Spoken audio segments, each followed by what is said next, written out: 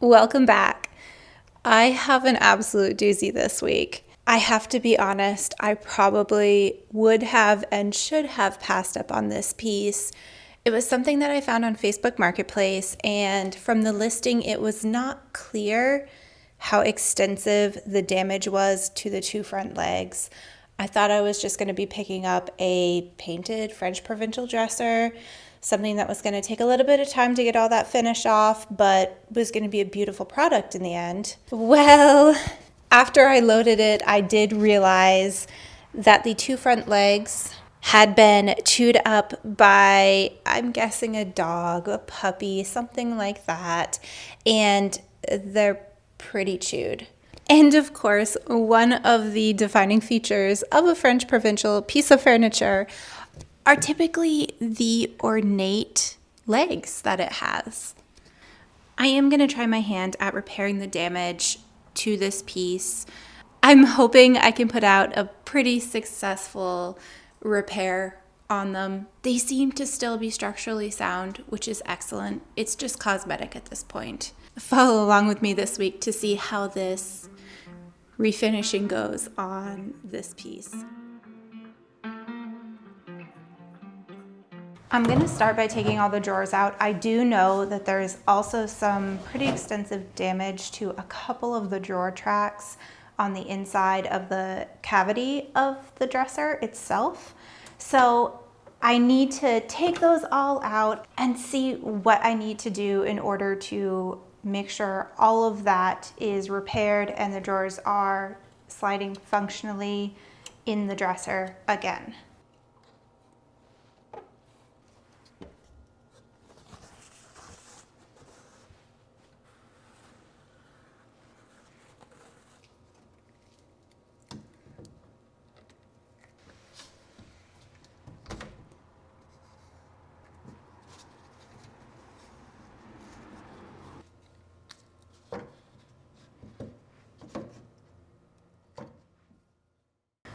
I want to go ahead and get this dresser on its back to really fully be able to assess these two front legs. What I think I'm going to have to do is use Bondo and try to fill up some of the lost material and try to shape it as best as I can. It's not going to be a perfect, intricate design, but if I can get a really elegant serpentine curve going on these two front legs, I think it'll still be a really elegant look and outcome in the end. In order to give the Bondo a really firm surface to be able to grip onto and stick to, I am going to drive a couple of small nails into the wood of these legs, letting the nail head stick up ever so slightly. I don't want the nail head to stick up any higher than what I want my ending product to be. This will just give that Bondo extra rigidity and really ensure that it stays put.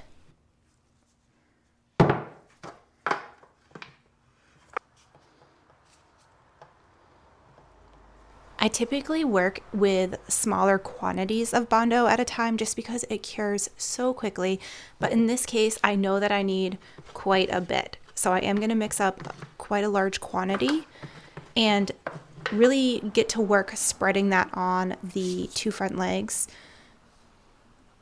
I was expecting this to be a very messy process, so I have my gloves on and I'm actually going to work it a lot with my hands. Initially, when the Bondo's first mixed, it is a little bit more runny in consistency, but as it hardens and cures, it's much more putty-like, and so I can use my hands to kind of shape the curve that I want it to achieve in the end. And I expect this to take me 3 or 4 rounds of Bondo.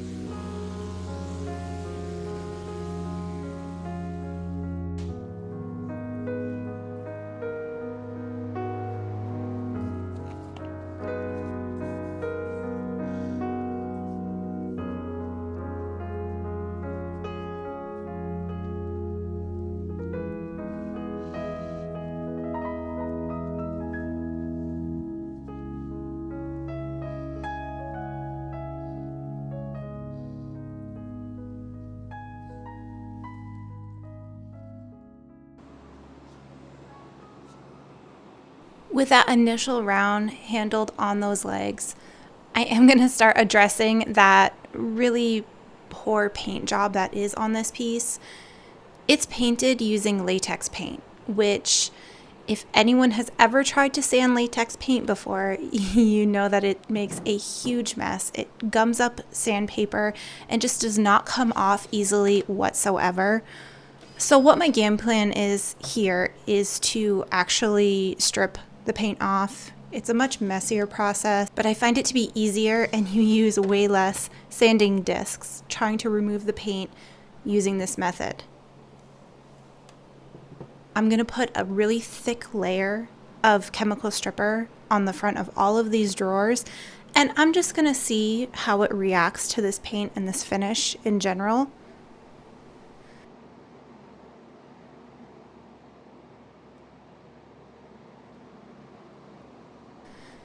After a couple minutes of it sitting there, I can go ahead and start scraping. I am using a metal scraper to initially get off the majority of it, but then I will go back in with a fine grit steel wool as well as a metal bristled brush just to really get in those grooves and details. I also find afterwash to be a really great tool to help remove some of that old paint and residue as well, and help to just clean the surface after you do that initial round of stripper.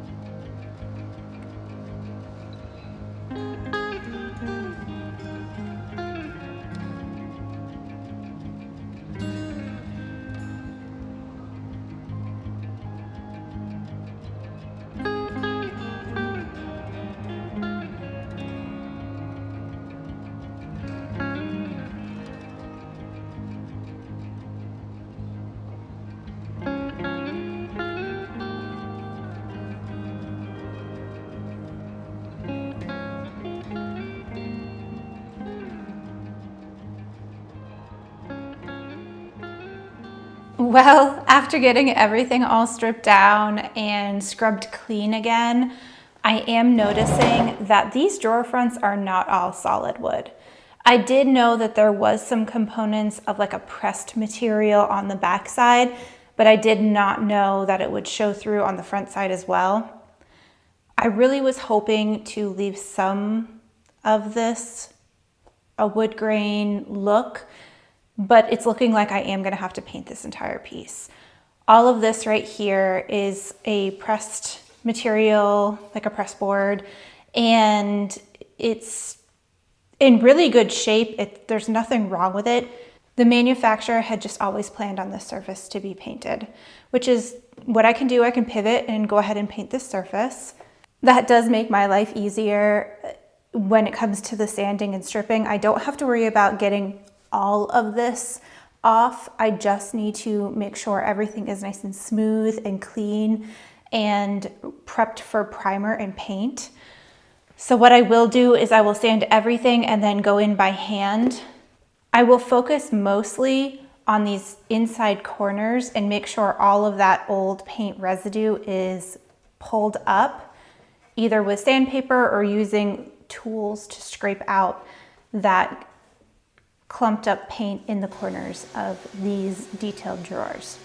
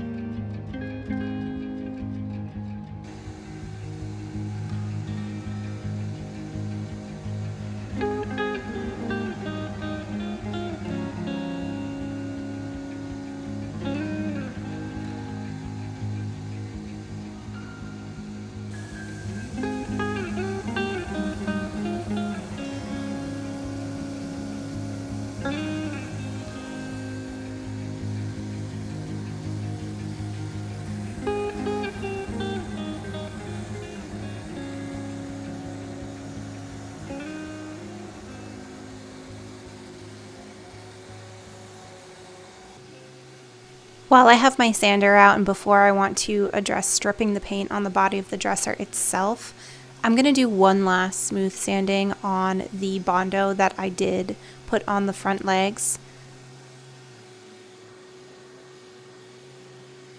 This is probably coat number 3 or 4 of Bondo. I really just took it slow and built up the layers until I was happy with the thickness and the rough shape. And I'm really using my detail sander with that foam pad to really shape and define that curve on the 2 front legs. In the end, I think it turned out pretty well.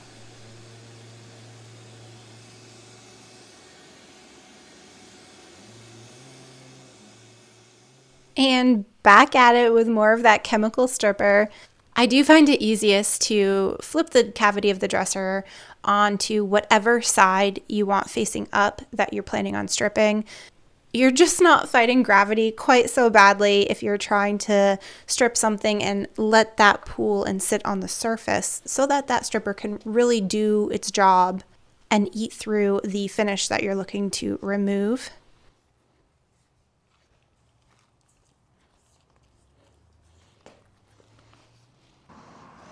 This is so messy. I did, in this particular situation, put down a plastic drop cloth so that I could just wrap everything up in the end to properly dispose of. But just be prepared to wear your protective gear if you do this, and be prepared for a mess, especially when you're dealing with paint. That white goopy residue gets absolutely everywhere, and it always looks way worse before it looks better.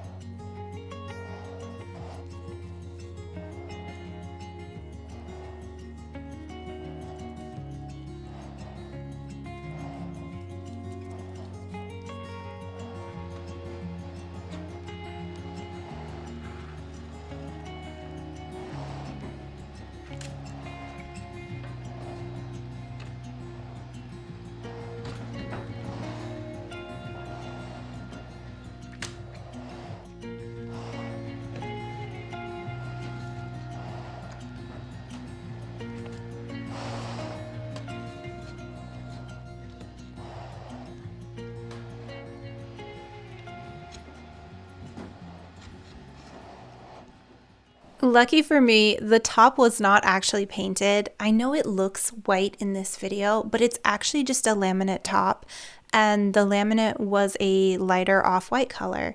So in order to prep the top, I'm just going to take a 120 grit sandpaper and scuff up the surface. My primer does an excellent job holding on and adhering to slick surfaces like that, but I just want to give it a little bit of tooth before I prime it. Now, the side panels of this dresser are more of that press board. It just goes to show that this was always a more economical dresser. It's a Henry Link, it's name brand. It just was always meant to be a painted surface. So no guilt here, giving it a fresh new look in the intended finish that it was always meant to have. More sanding, this time by hand. I really want to clean out all of those detailed areas so that they have nice crisp lines for my paint. Today I am going to be using a Bin Shellac primer. This one is tinted white, and it, like I said before, it does a great job with adhesion. It also does a great job blocking tannins, and it will also smooth out the surface.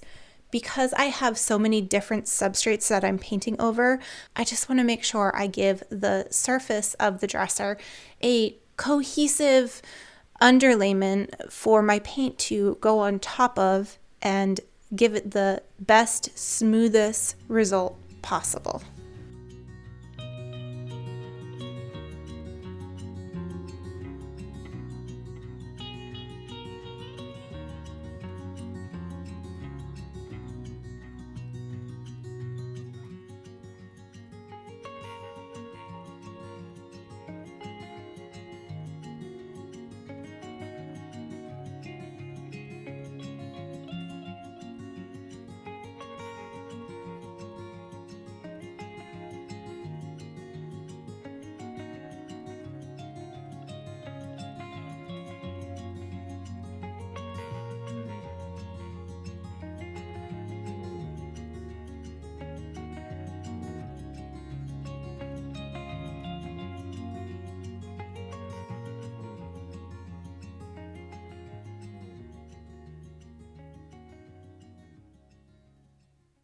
Once that first coat of primer is dry, I can take a really high grit sandpaper and smooth sand the entire surface.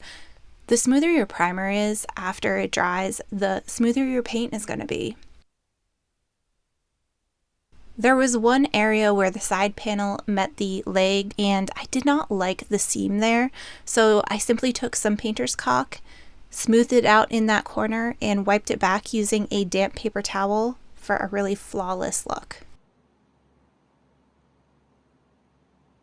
For this particular piece, I am going to go in with Buckhorn by Benjamin Moore. It's a really pretty, warm, medium-toned tan color, and I think it's going to be a really lovely and elegant look for this dresser. I always think French provincial dressers need a little bit of that wow factor. They're beautiful in white, but sometimes they pop a little bit more and those details stand out a little bit more if you have a slightly richer color. I am going to be spraying this Command paint through my sprayer. I water it down ever so slightly just so that it has a really nice finish and it goes on beautifully. I will spray each surface, making sure I have plenty of coverage and overlapping each pass by about 50%. This paint does dry relatively quickly, and so it's a great product to be able to paint multiple coats within one day.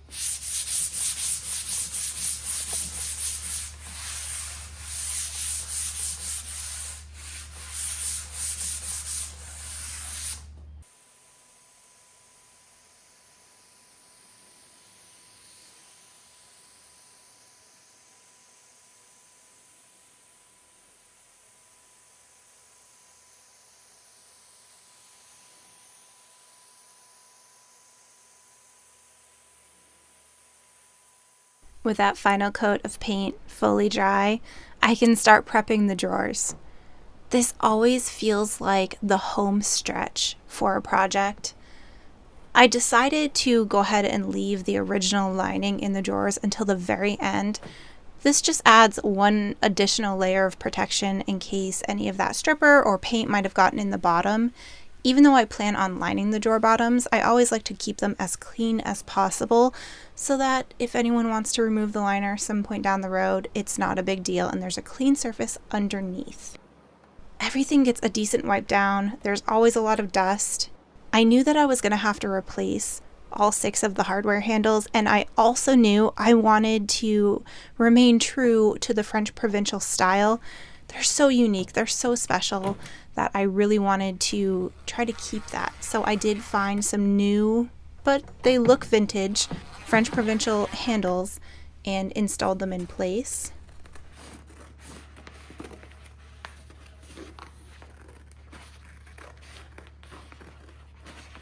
And with some freshly lined drawers, this piece is really starting to come together.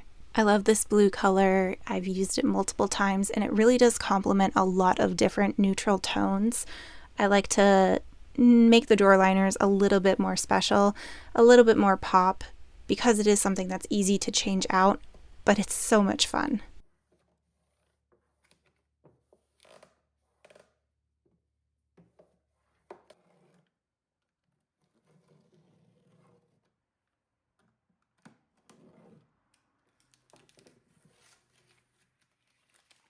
I did want to go ahead and add a couple new nylon foot pegs to the bottom. This just helps to protect the piece and someone's floor all at the same time.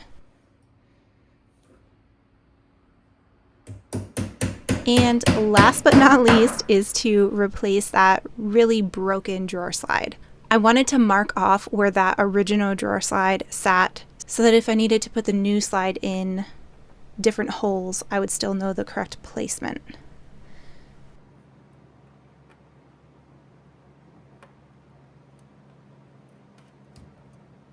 I had this slide from another dresser that I had used previously in my spare parts, and it fit perfectly. It was exactly the style that I needed. So I just installed that in place and everything's back in order and ready to be put back together.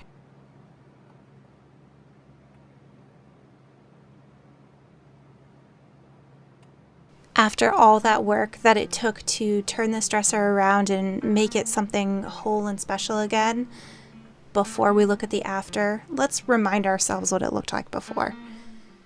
This piece was dirty, it was crusty, it had some lovely stickers on the front. Some of the drawer handles were broken and busted, they needed to be replaced. Those front legs were really something else. The laminate top, the really drippy paint job, the whole thing just needed a complete refresh. And let's take a look at what it looks like now. What an elegant transformation for this sweet, sweet little French provincial styled vintage dresser. Just because it was a more economical dresser does not mean that it still doesn't have a lot of life. It still doesn't have a lot of useful potential to it.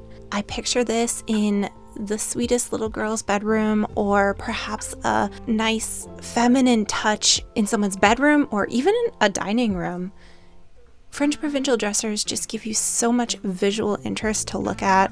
That new hardware that still really leaned into that style is absolutely gorgeous. It complements the color of this piece really, really well. I'm so glad that I was able to save and salvage this dresser and turn everything around. It just goes to show, maybe don't give up on a piece, even if it's not something that you initially would have picked up. There's almost always something that can be done to repair, fix, or make useful a piece again. I hope you enjoyed this video, and I hope you enjoyed this process and the outcome. If you liked it, please feel free to like the video and subscribe. Thank you so much for watching.